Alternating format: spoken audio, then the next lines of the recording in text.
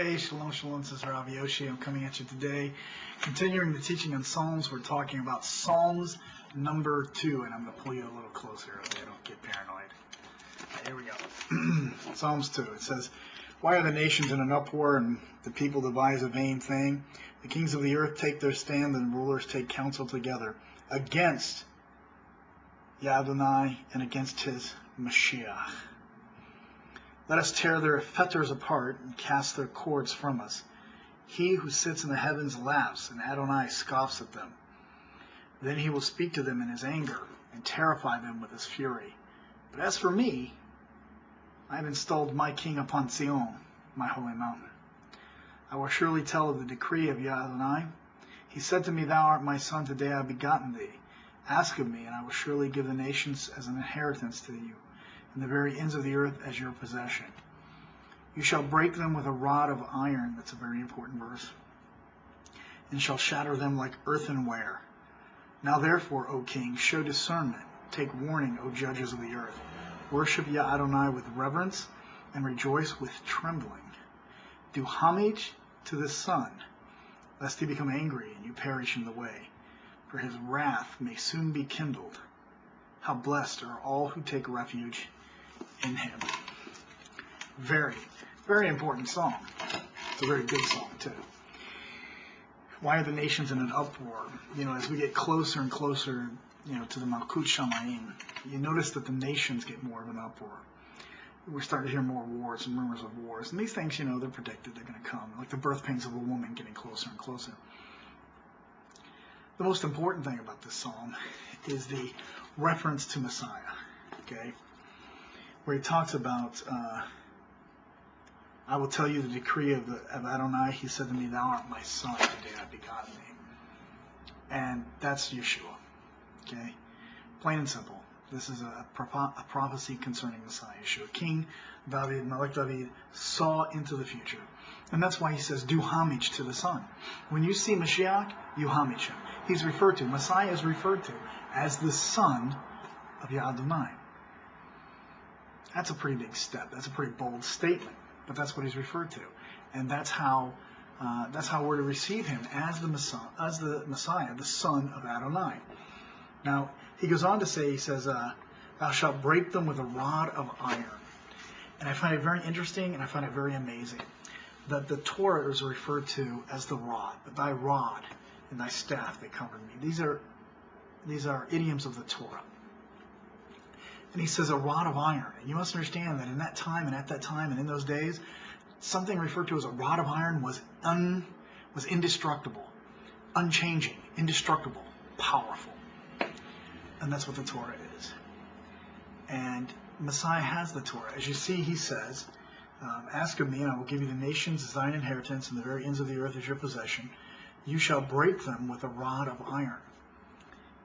This is in the present perfect indicative. You shall, in the future rather, you shall break them with a rod of iron. The Torah is that rod of iron. It's unchanging and indestructible. That means the Torah remains. It's very important. You shall shatter them like earthenware. If you've ever taken a rod of iron and smacked a pot, it shatters it completely. Now, one of the things that's very interesting about this is that it says, the kings of the earth take their stand, and the rulers take counsel together against Adonai and against his Mashiach. I'm going to step on some toes lightly. I'm not stepping on people's toes, but religious toes. They rage against Adonai and against his Mashiach. The nations do. I've had people tell me, oh, the nations, they all know about Yah Adonai. They all know about Yahweh. They'll come back. Really? Because I'm not reading that in the scriptures. I'm reading where the nations don't really, it takes a lot to get them back. And one thing it takes is the rod of iron. So I don't believe that Abraham's seed is scattered to the four winds of the earth, and that people in Peru are really the descendants of Abraham. I'm sorry, I can't see that. There may be some descendants of Abraham in Peru, but not all the Peruvians are descendants of Abraham. So Why do they wage against Hashem? Well, they rage against Hashem because he doesn't change. He doesn't change to their wants. He doesn't change to the way they want. Religion, the Pope and all those other people, all the religious figures, they're not going to like it. One of the things they're upset against is Nazari Jews are starting to rise up and say, you know what, Christianity, we've had enough of you lying to the people, you in religious power, you in religious authority. We've had enough. Now we're going to teach the truth, and we're going to come against the lies that you've instilled in people's lives. And we're going to cast off their, look what it says. It says, let us tear their fetters apart and cast their cords from us. Their fetters, their cords, those are the teachings that bind you to the things that are not of the Torah. Okay? And let's cast them off. Let's throw them off. That's what you, as Christians who are following Messiah Yeshua from the heart, that's what you need to do. You need to cast off their teachings and return, to the truth of Torah, to what Mashiach taught, to what Messiah Yeshua personified, walking the Torah, living the Torah. These are the things that as Nazari Jews we want to bring to the forefront. Not all the, he said, she said, bickering stuff. That's just paganism and stupidity. What I want to do is I want to bring to the forefront the teachings of Messiah Yeshua, the way that he walked and the way that we should walk as his Talmudim, as his disciples.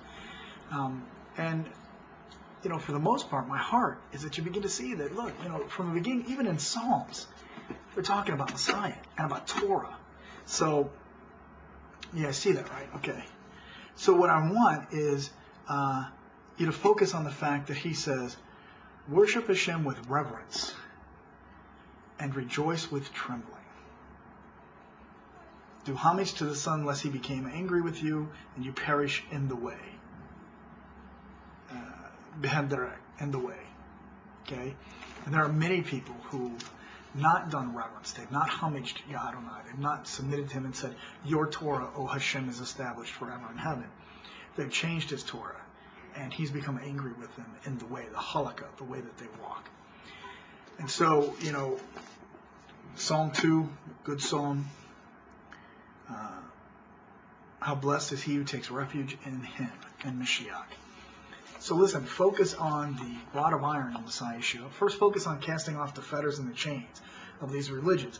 Take whatever religion, Christian, Baptist, Catholic, they're all the same. I know people are going to write me and go, they're not the same. You have Judaism, you have Catholic Christianity. Catholic Christianity, you have all the Christian religions. Why? You worship on the day the Catholic Church instituted. You follow the Catholic calendar, you don't follow the Jewish calendar, and if you're not following the calendar Messiah Yeshua followed, keeping the Moed as he did, the feast, the appointed feast, then you're not walking the way Messiah walked. And that's what he's talking about, those fetters. They get these things in you, and it's like, oh yeah, I'm bound to go to church on Sunday with my mother because no, cast off those fetters. Cast off those false teachings and those false religious things that bind you to them. Learn a Messiah, learn his yoke, his Torah, and you'll find a better way to walk.